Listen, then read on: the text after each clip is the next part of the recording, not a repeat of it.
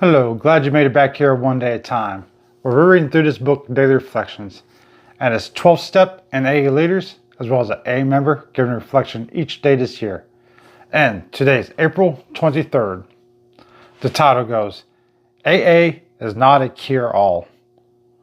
I'm not going to elaborate too much, but they are correct because these leaders are only focused on alcoholics and they let every other addiction slide. So it's kind of contradicting in itself when you're only sober from alcohol, but then you indulge in everything else that the state provides.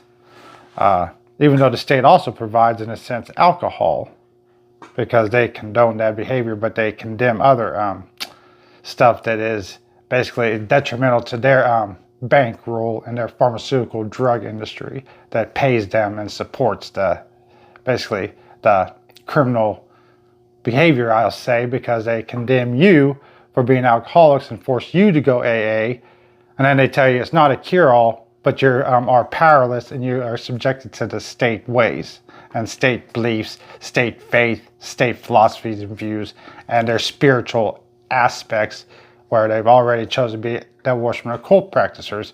And I'm living proof as I went to their establishments to try and speak to them and uphold the First Amendment religious right.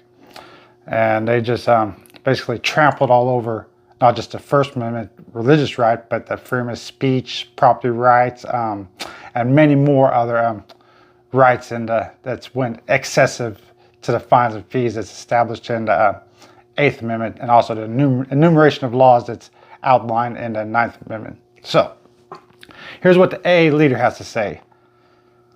It would be a product of false pride to claim that AA is a cure-all even for alcoholism. Well, I just explained it all.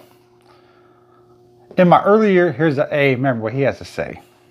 In my early years of sobriety, I was full of pride thinking that AA was the only source of treatment for a good and happy life. It is certainly was the basic ingredient for sobriety, and even today, with over 12 years in the program, I am very involved in meetings, sponsorship, and service. During the first 4 years of my recovery, I found it necessary to seek professional help since my emotional health was extremely poor. There are those folks too who have found sobriety and happiness in other organizations. AA taught me that I had a choice to go to any lengths to enhance my sobriety. AA may not be the cure-all for everything, but it is not the center of my sober living. Well, yeah, because you're basically explaining to everyone that you're codependent, this AA member has, and that's where you never should be codependent.